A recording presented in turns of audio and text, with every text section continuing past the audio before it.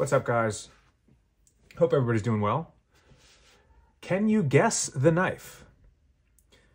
This is something I'm sure so many people have seen either themselves in person and or even done a review themselves on it, or have just seen so many videos on YouTube about it. Or maybe you've never seen it at all. But I wanted to do a video nonetheless because it's just an absolute stunner. And this was a Christmas gift that I haven't used yet. So I wanted to kind of just showcase it before I start beating it up a little bit. It's always fun to, you know, show a knife off that's new and then kind of like track the use and abuse that it takes over time. I think that's kind of fun. So anyway, what better way to do that than to immortalize this thing on YouTube?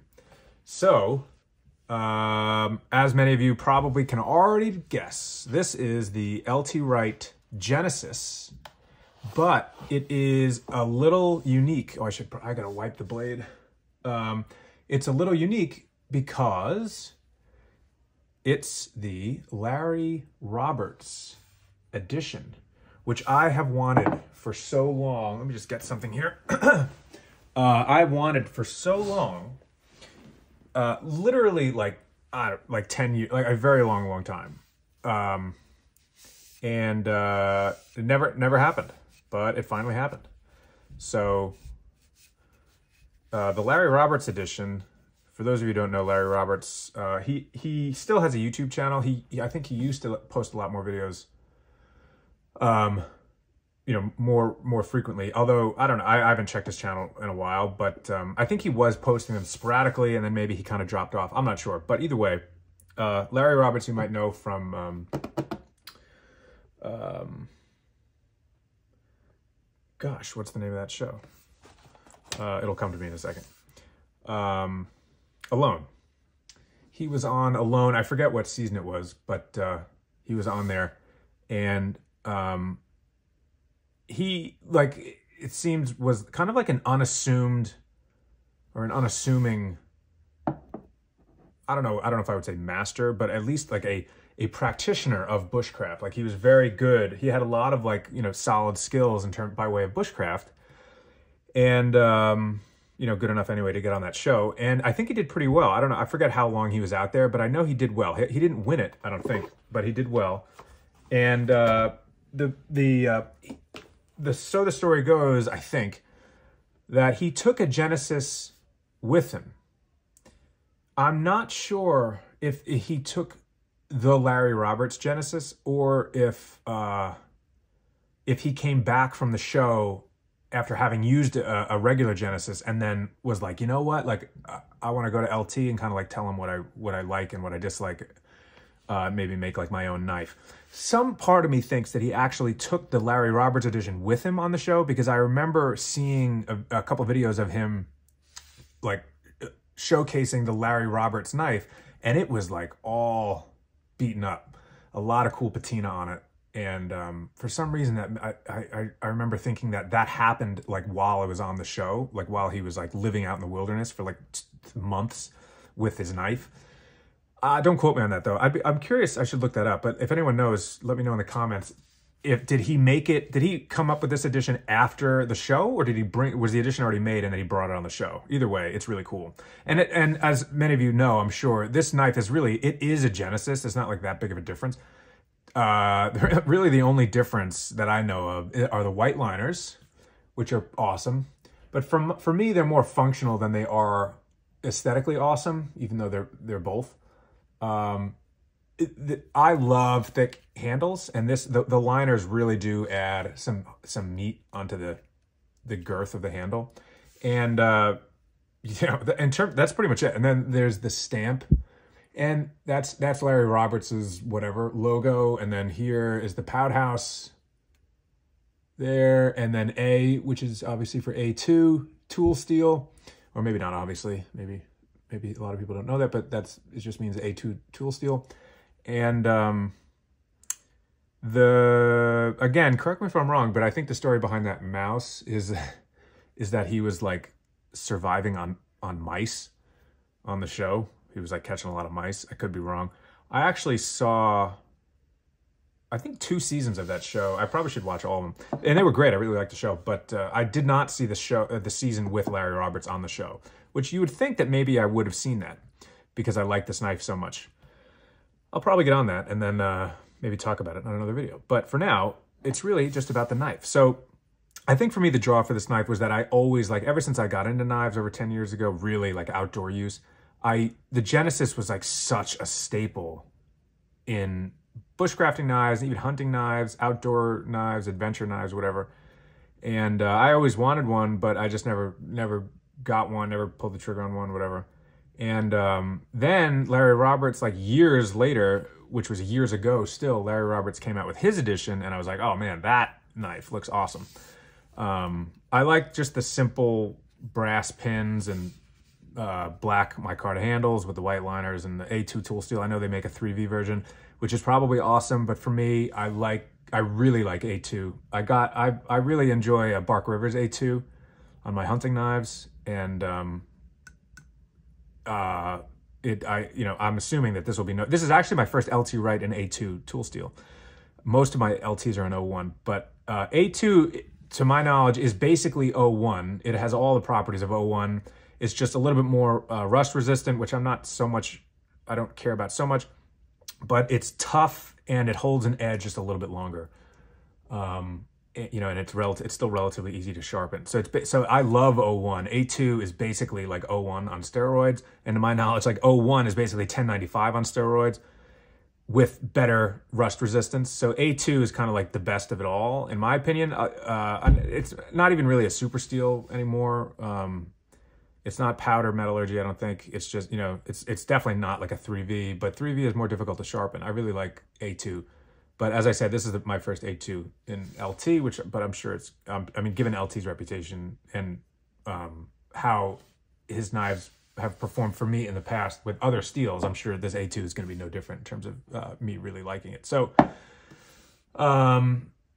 yeah, this is, an awesome knife. I'll give you like an idea of the handle thickness. See this shape there of the handle? Well, it's deceptive because that's not actually the shape of the handles. That's just, you're seeing the cutouts for the thumb grooves, which I love these thumb grooves. It's the thing about this knife to me is like when you look at it at first glance, it's almost like, what in the world? That just looks, it's a Kepart design style.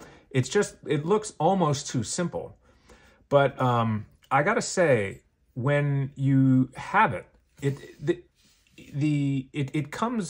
it makes you realize how much thought it went into this design, even though it is a very simple knife, and obviously it's based on the Kepart knife. But there is something about it, and for me, as if you've seen my other videos, I really like knives that kind of like cross over between like a survival knife, a bushcraft knife, and a hunting knife. Because again, for me, like, that old adage, like the best survival knife is the knife that you can have on you. I think that really is true. I think that carried a lot of weight for a long time, and then people in the community were like, that's stupid, that whatever. But I think that is true. I think there's something to be said for, like, when you're going out in the woods or if you're going on a canoe trip or kayaking, or if you're really going relatively far away from home base out in the wilderness, you're not generally, I would love to carry like a big machete or like a Becker BK9 or something massive, and maybe sometimes I do carry a BK9, but like most of the time, like I'll carry like a 4-inch knife, and so for a standard 4-inch knife to be able to flex into a survival role, if it ever happened or I needed it, I think that's kind of cool. So again, I think this whole survival knife thing kind of in one sense got out of hand, but in another sense it doesn't matter, because I think it's just like a lot of guys dig that, and it's fun, and it's a really like fun topic of conversation and something to think about and to train for and whatever you're into. So I don't envision myself getting into like survival type scenarios all the time.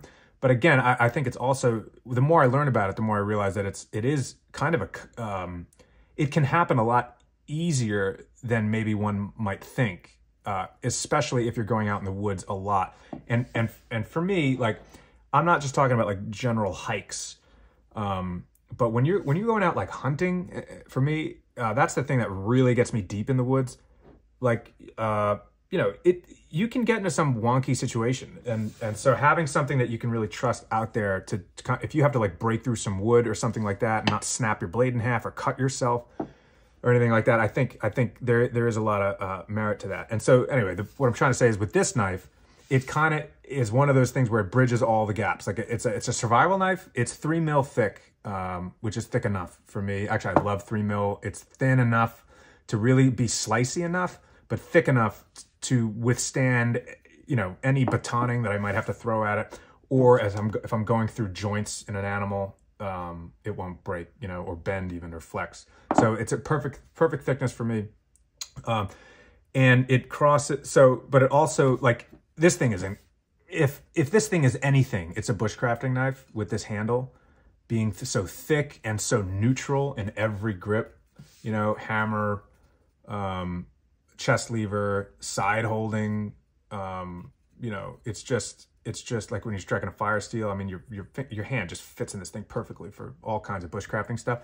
So that's really cool, but also for hunting. And that's kind of what I'm getting at. So for me, like when I go deep in the woods, or when I'm like kind of going out like with reckless abandon, kind of, it's when I'm hunting, and if I'm like stalking an animal or tracking one. You know, I've had to track one for a fairly long bit, like off trail, deep in the woods, and you just, you know, you're tired, you're freezing. You know, it's nice to know that you have like a quality knife with you, or one of a few quality knives with you that, you know, like as I said, you can really flex into action if you need to. So that's what I love about this knife. It kind of does all of those things: survival, bushcraft, and hunting. But the simplicity of this knife is in its design, but also I think I don't know, I want to say complexity, but maybe like the sophisticated aspect of it is also in its design. There is something about how this knife is built. You know, the quality of materials is one thing, but also, and the fit and finish is another thing. All phenomenal, but also it's the grip, the length of the blade, the execution of that spear point, the fact that the tip is dead center with the butt of the handle. So if you're drilling, if you're trying to make a bow drill, or if you're trying to get up into an animal and you've got to like choke back on the blade to get far in, you know where that point is. Also the way, if I can show this, the way that the handle is kind of arced against the blade. So if you see, it's not just a straight line. Like the straight line would be that canted forward. And if you cant that handle forward, that blade is going a little bit over. And yet they still keep the point in line with the butt. If that makes sense. The point is in the middle with the butt. So what that makes for is just a very usable, kind of like user-friendly knife. For me, it's almost like my brain like is just like in agreement with how this knife is built. Kind of when I put it in my hand, as I imagine having to carve something or like skin something, my brain just like knows where the blade is, and it's very comfortable in my hand, very grippy, and yet like very good in pretty much every grip. So it just does everything. I think it just does everything. It's nothing new. I mean, this knife has been like an all-star for literally a long, long time. But that's what I was drawn to about it. So really excited to get it. And as I said, wanted to kind of show it off because this thing is beautiful right now. It's not gonna stay beautiful. I don't know if it's ever gonna get to the point of what Larry Roberts' version looks like, but it's gorgeous. The other thing I want to do is show the sheath. So that's the other thing that's different about this one. It comes in a black sheath, and it's actually the only thing I've done with this knife so far, actually, is I've wet molded the sheath. You know, it's like a bucket style sheath. You stick the knife in there, and the retention was fine, but over time, I think it was going to wear out. And, you know, this wet forming, if you hear it, will click. And now it's in there, and that thing is not going anywhere. Even the wet forming will eventually wear out, but you can just reform it. But that won't happen for a while. So overall, awesome. Awesome package that I'm really excited to get out and use. I'm looking forward to skinning game with this and taking out meat with it. I'm sure, is it a designated hunting knife? Probably not. I think definitely not, because of the, generally hunting knife handles are not, they're not gonna be that thick. And I typically, the grind is not going to be a Scandi grind, although I saw somebody talking about this, which I am so interested in finding out for myself. I don't hunt with Scandi grinds, but somebody was saying, you know, like in in like Finland and Scandinavia and in that area of the world, like all they use are Scandi grinds, and they hunt a lot, and it's no problem for them. I think in the States, a lot of hunters think that Scandi grinds aren't good for hunting, partly because as the bevel begins and the edge goes to a 0 degree, you know, that's very thin and delicate behind the edge, which allows for deep cutting into wood and really, really, really precise work if you need to do like fine carving or whatever like that. There's no secondary bevel there, which is great for wood. The problem is when that edge gets in contact with bone or anything like that, it easily can chip out. And yet, a lot of guys overseas use this grind for hunting too. So I don't know. I don't know what that means.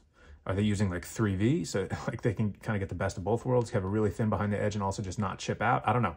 I doubt that's the case. I think maybe that's part of it, but I think a lot of guys use A2 or 1095 even, or 01 or whatever. It's your standard carbon steel. So that's something I would be interested to find out. And I'm not really worried about it. I just think it's interesting. So again, this is kind of like a crossover knife for me, and it's just stunningly beautiful. An heirloom piece I'm gonna give to my son one day, and hopefully this would be his main knife. I mean, this knife is just stunning. I mean, everything, the fit and finish, everything, the materials, the design, the layout, the sheath. It's just a knife like for the ages, in my opinion. I just love it so much. So anyway, just wanted to show it off. Also, the thumb scallops are perfect. I mean, ridiculous. Really, really, really good for side holding, which allows for hunting. So good. Is it, as I said, is it the most ideal thing for hunting? Maybe not, but it's good. It's really, really good. So I'm looking forward to giving it a shot. That's all she wrote. So anyway, hope everybody's doing well, and Happy New Year. 2024 is off and running. Looking forward to making another video soon, and hope you guys are well. Later.